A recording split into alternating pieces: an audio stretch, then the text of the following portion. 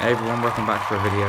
My first video was, I think, 3 weeks ago now, and I said in that I will do a video whenever I want. It won't be a regular thing. My plan in my head though was to do it every week, and yeah, not happening. Also, just before I get into it, if you want to read my much better worded review of this, you can go to my letterboxd. I'll leave a link in the description. Today I'm going to be talking about Stalag. It's made by Billy Wilder, who is of course the mastermind behind such films as Ace in the Hole, Some Like It Hot, Sunset Boulevard, Witness for the Prosecution, and my personal favourite, The Apartment. This film was made shortly after Ace in the Hole, and the purpose of the film is quickly exposed in the opening narration.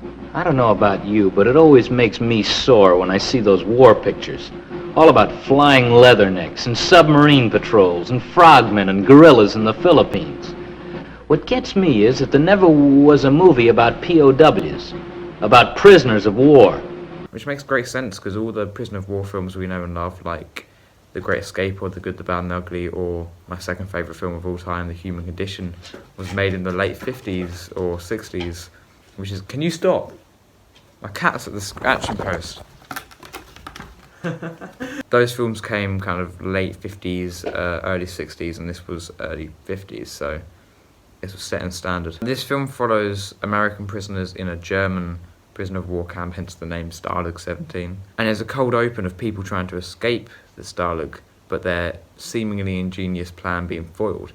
It soon comes to light there was a rat amongst the Americans who told the Germans about the escape. And the first half of the film kind of acts as a whodunit. You have your theories about who it may be, and just as you're at the peak of developing theories, it actually tells you who it is. It's a very quiet piece of exposition where everybody's singing in the background, but a character makes a couple of actions that completely will change your opinion of them. So the film is as much a mystery as it is a thriller, and similarly it is as funny as it is depressing. In fact, the quality the film has to switch from humour to tragedy I can only compare to Dr. Strangelove, Kubrick's 1964 masterpiece. You know the shot I'm thinking of. I don't want to play it now just in case someone hasn't seen it, and I'd hate to give away that bit.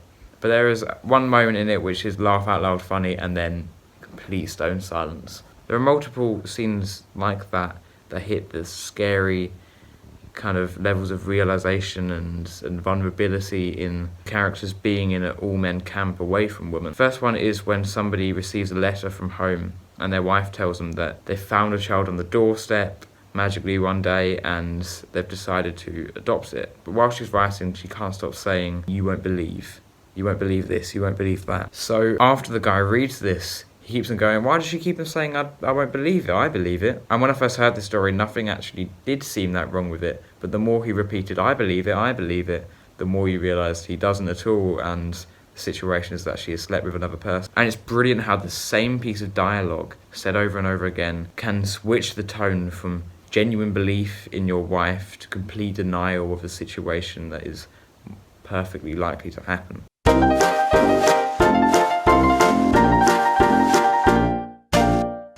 Another scene that does this is when music is playing and a guy dresses up as a girl, but then a very drunk and hallucinating man in the camp approaches the girl and starts dancing. And what seems like a funny, harmless little scene in the film slowly hits its mark when the guy who's dancing with the girl gets a bit lost and really... When the guy who's dancing with the girl takes it a bit too far.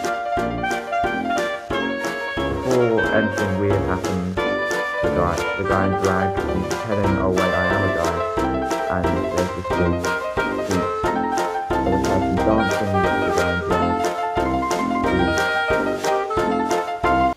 That moment is so amazing. The presence of humour here is needed to create a visceral effects in the viewer and have a more realistic depiction of what it was like to be in a prisoner of war camp. And although this film did end out a masterpiece, it was the tipping point for Billy Wilder working with Paramount, and shortly after he left. This was good reason, and I've only heard 2 reasons for why he left.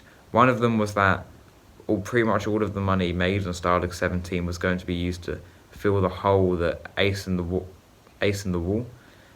Hole left in the box office. And another reason, which is much more justifiable to leaving Paramount is that West Germany was a big market at the time for distributing films, so they wanted to make it more popular by changing the German camp guards into Polish people. This is completely ridiculous, and Billy Wilder's mother and father-in-law both died in concentration camps, so he furiously refused and demanded an apology from the person who suggested that, which he did not get, and then left. And also William Holden, who plays the main character, won an Oscar for his performance, but he felt like he shouldn't. In fact, he didn't like the character at all. He asked many times for Billy Wilder to change him. He thought he was too selfish and stone-hearted. In the end, Holden's wife made him accept the Oscar nomination and subsequent win, as they thought he should have won the Oscar for Sunset Boulevard.